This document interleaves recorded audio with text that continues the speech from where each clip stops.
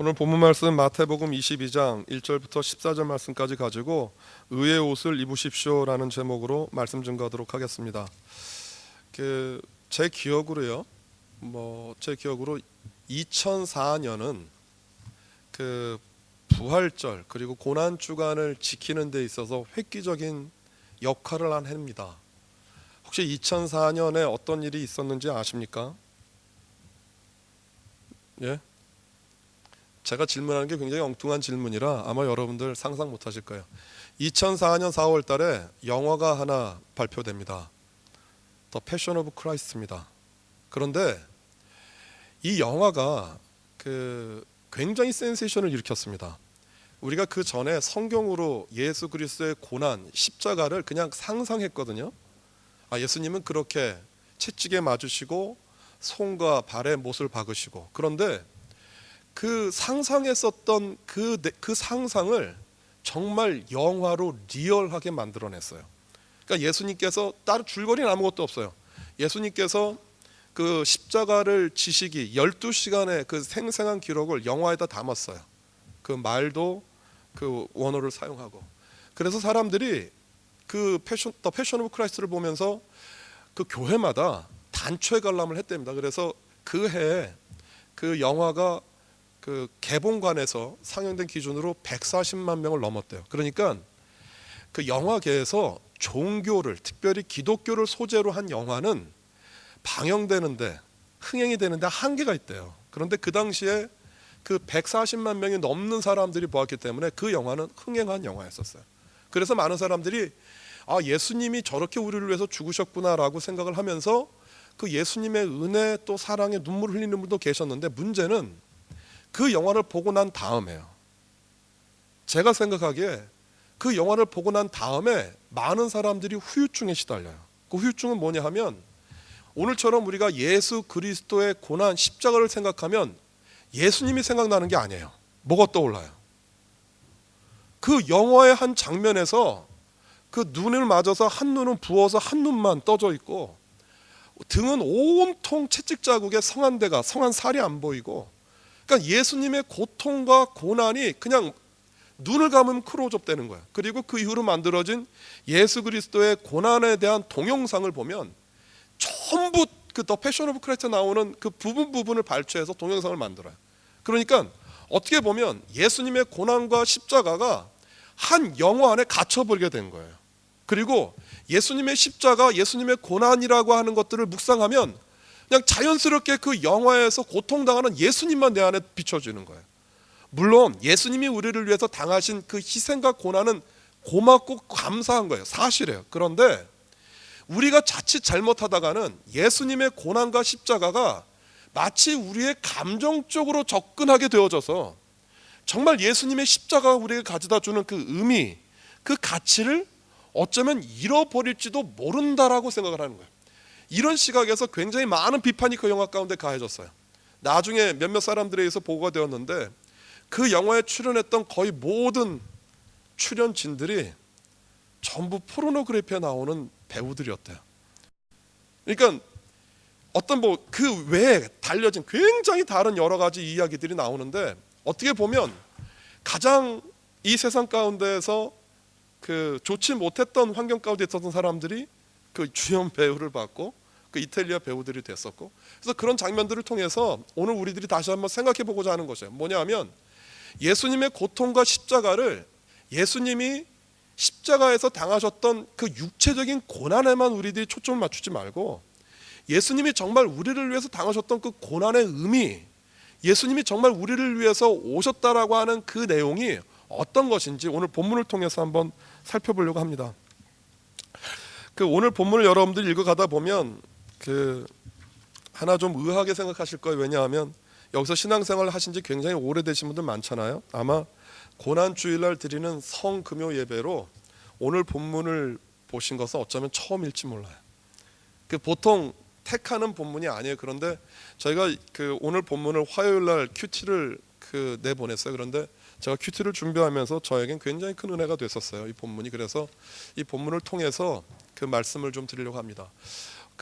여러분 예수님께서 마지막 예루살렘 성에 입성하셔서 일주일을 지내시는데, 그 일주일 동안 굉장히 많은 가르침과 비유를 하십니다. 그런데 그 많은 가르침과 비유가 어디를 향하고 있느냐 하면 천국을 향해요.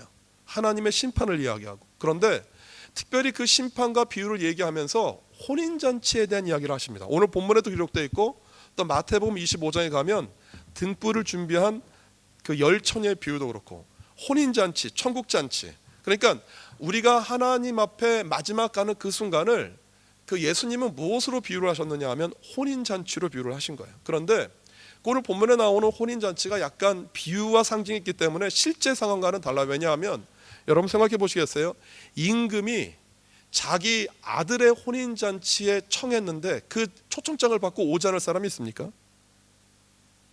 이건 말이 되지 않아요. 현실적으로 임금이 한 나라의 왕이 예를 들어서 뭐 박근혜 대통령은 자식이 없지만 뭐 전임 대통령이 그 결혼을 하는데 우리들한테 초청장을 보내온 거예요. 저한테. 그러면서 김준호 목사님 우리 아들 결혼식에 오세요. 그러면서 그 항공기 티켓에다가 비즈니스 클래스까지 딱 얹어서 줬어요. 그럼 제가 여러분들의 말씀드리고 갈까요, 안 갈까요? 어쩌면 이코노미 끊어줘도 갈지 몰라요. 그 공항 도착하면 뭐 그 예전 차량이 등장을 하고 그래서 결혼식까지 여러분 만약 이건 굉장히 큰 특혜거든요. 그런데 그런 특혜를 받은 그런 초청함을 받은 사람이 임금의 그 아들의 혼인잔치에 가지 않습니까? 말이 안 되지 않아요. 이것은 상징이에요. 그래서 그런 절차가 있기 때문에 그 혼인잔치에 아무나 청할 수가 없어서 미리 임금이 사환을 보내요. 그래서 초청을 받을 사람들에게 미리 다 알려준 거예요. 초청장을 주면서 이날 결혼식이 있어요. 오세요. 그래서 컨펌 받고 혼인잔치가 시작되어져서 이제 사람들이 와야 되는데 오질 않아요. 가서 봤더니 그 초청장을 받았던 사람들이 각기 할 일이 많더라는 거예요.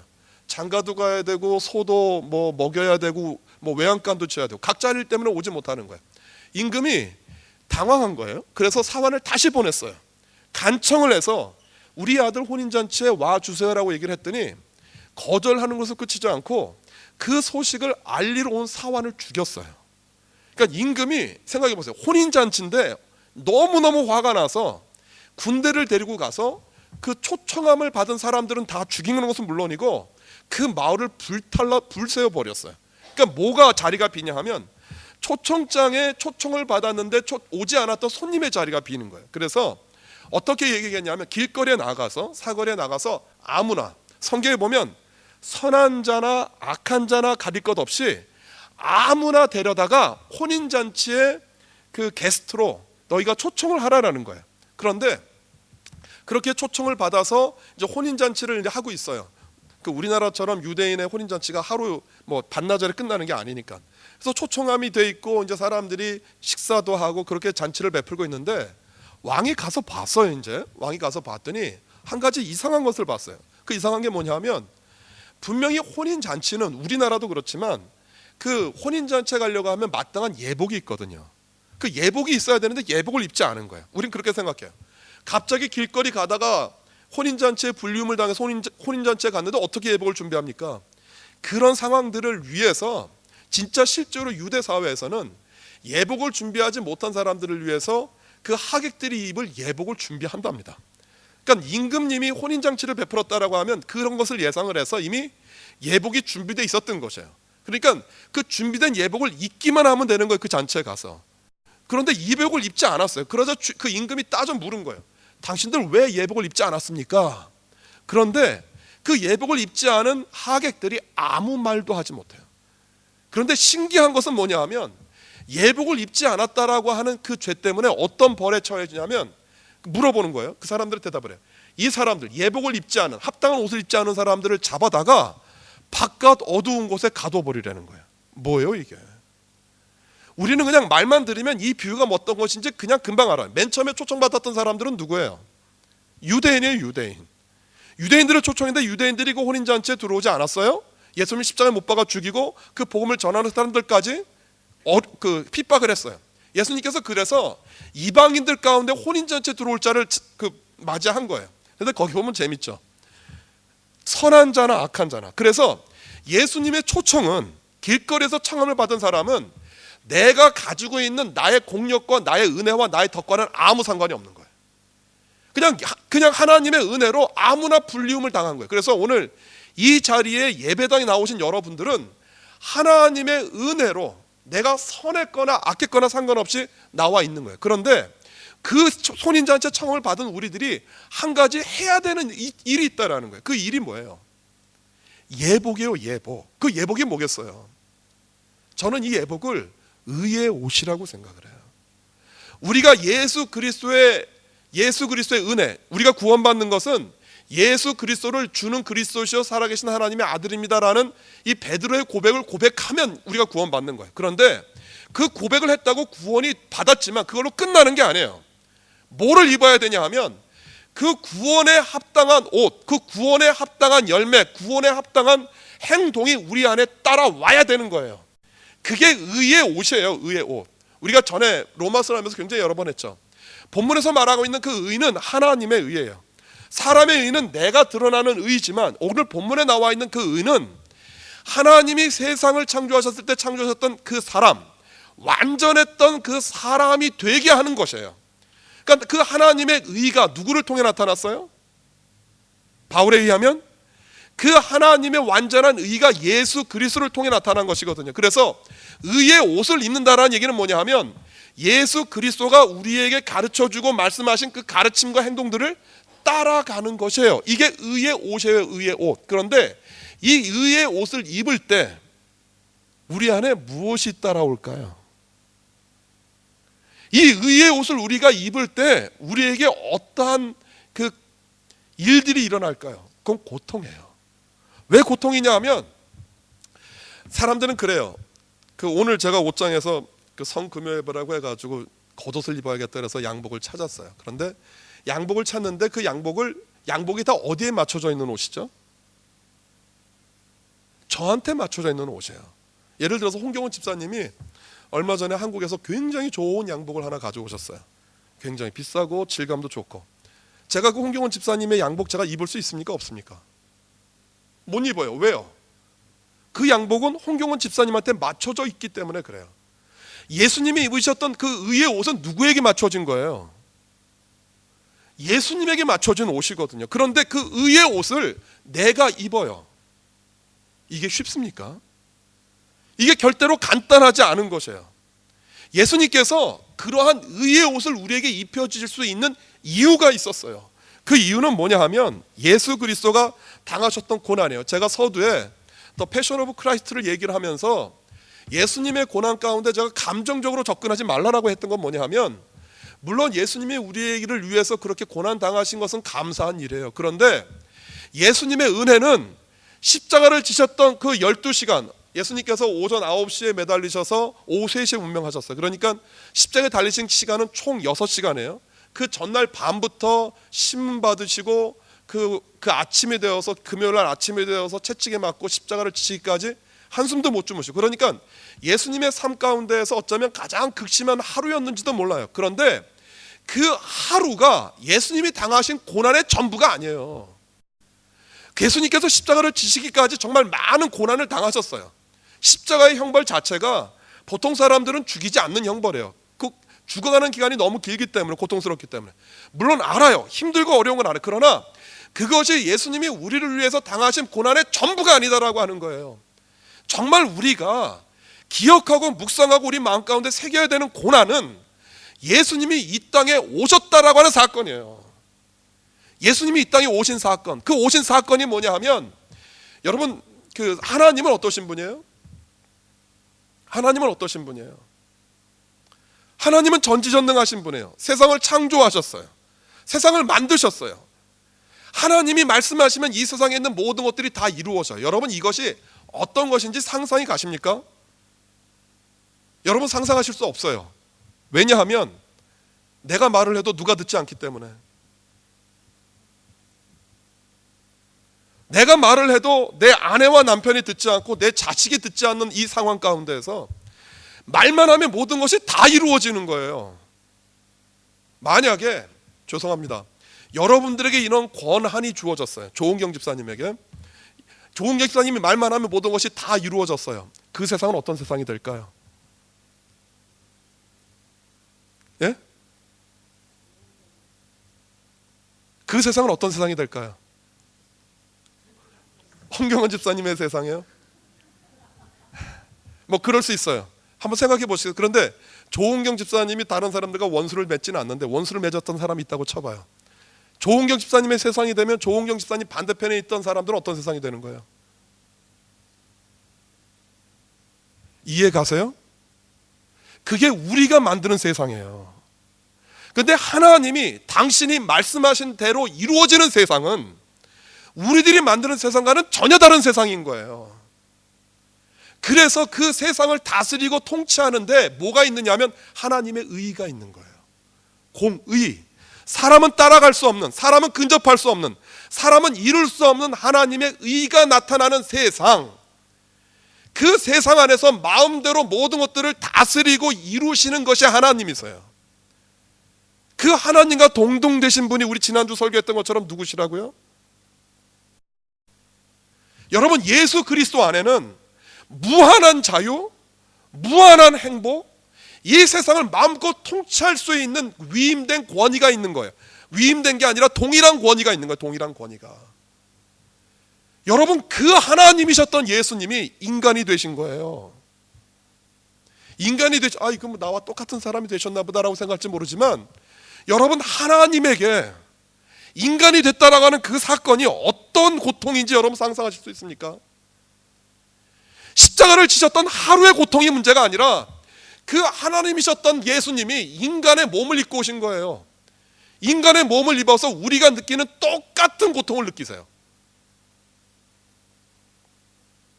고난주간이라 금식하신 분들도 계시고 또 나름대로 그 고난 가운데 동참하신 분들도 계시는데 정말 이상합니다. 하루를 정말 점심을 배불리 먹었어요. 집사람이 뭐 배불리 맛있는 걸 해줬어요. 그런데 6시가 지나면 내 배에서는 뭐라고 얘기를 합니까?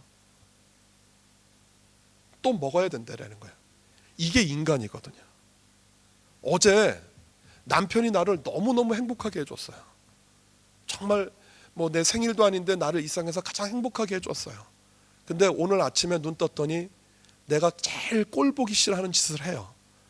그러면 그 남편에 대한 사랑이 어떻게 변합니까? 제가 무슨 말을 하는 거냐 하면 사람에게는 인간의 몸을 입었다라는 것은 뭐냐면 육체가 느끼는 고통도 있고요, 감정과 정신이 느끼는 한계 가운데 노출되어 있는 거예요. 하나님이 그 인간이 되신 거예요. 여러분, 이것이 예수 그리스도에게 어떠한 의미였는지 기억하십니까? 그것이 예수 그리스도가 당하셨던 고난이에요. 다시 말하면 예수님 안에는 여전히 하나님이 계세요. 이해되세요? 예수님 안에는 여전히 하나님의 전능함과 하나님의 다스림이 있는데 예수님 안에는 동시에 인간의 한계가 주어진 거예요. 근데 이 둘은 맞지 않는 옷이에요. 정말 안 맞는 옷이에요. 안 맞는 옷. 하나님의 전능함이 인간의 제한을 입으신 거예요. 이게 얼마나 안 맞는 옷인지 아세요? 그 사이에서 갈등하는 예수 그리스도. 다시 말하면 하나님의 뜻을 인간의 몸을 입고 이루셔야 돼요. 그 하나님의 사랑과 하나님의 공의와 하나님의 전능함과 다스림을 인간이 가지고 있는 한계를 입고 나타내셔야 되는 거예요. 이것이 예수님에게는 가장 큰 고통이었어요. 이것이 예수 그리스도에게는 정말 넘어가기 힘든 고통이었거든요. 그런데 예수님이 마지막까지 씨름하셨어요. 뭘 씨름하셨느냐 하면 그 인간의 한계를 가지고 내 안에 있는 하나님의 뜻을 이루시는 일을 하신 거예요. 그 장면이 우리가 잘 아는 예수님의 기도 가운데 나타나죠. 우리 다 같이 한번 읽어볼까요? 마태복음 26장 39절 같이 읽어보죠. 시작. 조금 나아가사 얼굴을 땅에 대시고 엎드려 기도하여 이르시되 내 아버지여, 만일 할만하시거든 이 잔을 내게서 지나가게 하옵소서. 그러나 나의 원대로 마옵시고 아버지의 원대로 하옵소서 하시고. 예수님께서 십자가 지시기 마지막 겟세마네 동산에서 하셨던 기도의 내용이에요. 인간의 몸을 입으시고 마지막까지 하나님의 뜻을 이루시기 위해서 고통하시고 절규하셨던 게 저는 개인적으로 제가 생각할 때 예수님의 가장 큰 고통이었어요. 여러분, 그 하나님의 뜻을 따랐기 때문에 십자가 질 수 있는 거예요. 이해하세요? 그 하나님의 뜻을 인간의 몸을 입고 이루셨기 때문에 십자가 질 수 있었고, 십자가에서 고통당하셨고 채찍에 맞았고 사람들의 조롱거리가 되었고 침뱉음을 당한 거예요. 만약에 인간의 몸을 입고 하나님의 뜻을 따르기로 결정하지 않았다라고 하면 십자가도 질 수가 없어요. 여러분, 동일하게 우리에게 고난이라고 하는 의미, 고통이라고 하는 그 의미는 예수의 십자가를 지시는 고통을 본받는 게 아니에요. 제가 필리핀에 살 때 그 뉴스가 나와요. 어떤 뉴스가 나오냐면 고난 주간이 되면 그 사람은 벌써 해마다 몇십 번째 그렇게 하는 거예요. 몇십 번째 십자가에 매달려요. 그리고 십자가에 매달린 채로 무게차를 타고 그 마닐라 시내를 행진을 해요. 왜 그러는지 모르겠어.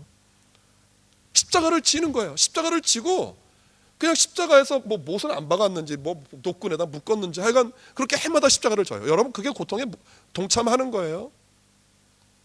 가톨릭에서는 그렇게 생각을 한 거예요. 그 골로새서 1장 24절에 보면 이렇게 돼 있잖아요. 나는 이제 너희를 위하여 받는 괴로움을 기뻐하고 그리스도의 남은 고난을 그의 몸된 교회를 위하여 내 육체에 채운다. 이것을 잘못 이해한 거예요. 예수님께서 마지막까지 이루시지 못한 남아있는 고난이 있나 보다. 그래서 그 고난을 이루기 위해서 고난 주간이 되면은요 고통을 당해요, 스스로가. 그래서 루터도 그 종탑까지 무릎으로 그 딱딱한 돌 계단 올라서 그 계단을 한번 오르고 나면 무릎이 온통 깨져요. 박살이 나는 거예요. 피가 나고. 근데 그것이 고난 주간에 동참하는 사제의 길이라고 생각한 거예요. 그 고난을 오르다가다 루터가 깨달은 거예요. 이게 무슨 고난인지라는 거예요. 이게 내 무릎팍이 깨져서 피가 나는 것과 예수님의 고난에 동참하는 것과 무슨 의미와 무슨 차이가 있느냐라는 거예요. 그러면서 깨닫던 게 뭐냐 하면 우리가 구인이 되어지는 것, 우리가 구원받는 것은 믿음이지 내 몸으로 당하는 고난이 아니다라고 하는 거예요. 여러분, 예수 그리스도의 고난 주간을 맞으면서 예수님이 당하신 그 십자가의 고통을 기억하면서 정말 우리가 생각해야 되는 고난은 뭐냐 하면 예수님이 하나님이셨음에도 불구하고 인간이 되셔서 인간의 몸으로 하나님의 뜻을 이루셨던 그 고통이에요. 오늘 본문에서 이야기하고 있는 예복이에요. 예복, 의의 옷이에요. 예수님의 옷, 예수님의 의, 예수님의 가르침을 내가 가지고 있는 한계 상황에 있는 이 인간의 몸으로 이루는 거예요. 저는 말씀드릴 수 있어요. 하나님의 뜻, 하나님의 사랑, 하나님의 공의를 여러분들이 이루시는 것, 이게 고통이에요. 이게 고난의 현장이에요. 이게 간단하지 않아요. 내가 구원받은 건 감사하고 하나님의 은혜이지만 그 은혜를 내가 가지고 있는 한계, 나의 연약함, 나의 죄성, 우리 맨날 넘어지잖아요. 맨날 자빠지잖아요. 맨날 후회하고 넘어지고 또 회개하고. 여러분, 그것이 잘못된 게 아니라 그게 나예요, 나. 이런 연약함을 가지고 있는 우리의 몸으로 하나님의 뜻과 하나님의 의를 이루는 거예요. 여러분, 이것이 얼마나 가치 있는 일인지 아세요? 그래서 그 고난 가운데에서 최선을 다하는 여러분들을 오늘 주님의 이름으로 격려해요. 여러분, 넘어져요? 쓰러져요. 잘 참다가 욱해요. 예수님의 고난이 고난이라 그런지 저도 일하면서 어젠가 정말 뒤집어질 뻔했거든요. 그래서 그 씩씩대고 왔어요. 그러면서 그동안 만나지 않았던 지인을 만나서 식사하면서 그냥 툭 털어놨어요. 그랬더니 한다는 말이 그러더라고요. 그냥 친구예요. 제가 어제는 그랬어요. 야, 내가 오늘은 너 목사로 안 만나고 내가 오늘 친구로 만날게. 그냥 나도 내 불평을 하자. 그러면서 사장욕을 막 했어요. 사장욕을 막 했어요. 정말 사장욕을 있는 대로 없는 대로 막 했어. 그랬더니 걔가 점심 먹으면서 씩 웃더니 그러더라고요. 네가 세상에서 안 살아서 그래. 한국에선 그런 일들을 해마다 한 번씩은 겪어. 뉴질랜드 좀 덜하지만 살다 보면 다 겪는 치사함과 더러움이야. 어쩌겠니? 겪어야지. 뭐 위로는 안 되더라고요. 그런데 그게 사실이거든요. 그게 사실이거든요. 그게 우리예요, 우리. 그게 사람이에요, 사람. 그게 우리가 가지고 있는 연약한 성품이에요. 그런데 하나님은 왜 그러셨는지 모르겠어요. 이런 연약한 성품에 예수 그리스도의 옷을 입으래요. 이런 연약한 우리들에게 예수 그리스도의 십자가를 지르는 거예요. 이렇게 연약한 우리들에게 하나님의 뜻을 이루는 사람이 되라는 거예요. 여러분, 이게 고난이에요. 고난주간은 1년에 한 번 우리가 집중해서 지키고 끝나는 게 아니고요, 여러분들이 이 다음에 천국잔치, 혼인잔치 하실 때까지 가라가는 삶이에요. 그것이에요. 그것을 이루는 것이에요. 그래서 예수님의 고난을 12시간이라고 하는 그 영화 가운데 가두지 마시고, 예수님의 고난이 내가 이루어야 되는 하나님의 뜻이고 하나님의 가치라는 것 이해를 하세요. 여러분, 그때 나타나는 게 뭐냐 하면 사랑과 용서예요. 여러분, 사랑과 용서가 듣기 좋은 것처럼 보이지만 사랑과 용서의 뒷면은 고통이에요. 내 연약한 성품 가지고 사랑해야 되거든요. 내 졸렬하고 옹졸한 마음 가지고 용서해야 되거든요. 내 아무것도 아닌 것 같은 내 마음 가지고 그 엄청난 사랑을 나보고 실천하라는 거예요. 이게 어디 가능해요? 고통이에요. 이거 어려운 일이에요. 불가능한 것처럼 보여요. 그러나 주님 주신 힘과 능력 가지고 하는 거예요. 시작하고 오늘 또 시작하는 거예요. 오늘 예수님의 고난주간을 맞아서 예배드리는 여러분들에게 주의 이름으로 축복하고 또 격려하는 것은, 이 거룩한 의의 옷 입으세요. 그리고 함께 이 옷을 입어가고 있기 때문에 여러분들 격려하셔야 돼요. 잘했다고. 이 옷 입고 가다가 간혹 우리 눈에 보이잖아요. 실수하는 게 간혹 보이잖아요. 넘어지는 게 간혹 보이잖아요. 이상한 짓 하는 게. 근데 그게 이상한 게 아니고요, 당연한 거거든요. 실수하는 거거든요. 넘어진 거예요. 그들이 뭐 하도록? 일어날 수 있도록, 일어설 수 있도록, 다시 한번 일어나서 주의 거룩한 옷을 입는 이 일을 다시 시작할 수 있도록 여러분 격려하시고 기도해 주셔야만 해요. 이 은혜가 우리 가운데 있기를 주님의 이름으로 소원합니다. 예수님, 우리를 위해서 고통당하시고 고난당하신 것이 너무 감사합니다. 예수님의 이 고난의 의미를 고난주간이라고 하는 일주일, 성금요일이라고 하는 오늘 하루에 묻어두지 말고, 예수 그리스도께서 인간이 되셔서 하나님의 뜻을 이루셨던 그 고난을 우리가 평생을 통해서 이루어 나갈 수 있도록 도와주십시오. 나같이 부족하고 나같이 모자르고 나같이 참을성 없고 나같이 인내심 없는 우리들에게 예수 그리스도의 거룩한 옷을 입으라고 말씀해 주시니 감사합니다. 부족하지만 지겠습니다. 부족하지만 그의 옷, 의의 옷, 예복 입겠습니다. 주여 우리를 도와주옵소서. 예수님의 이름으로 기도드립니다.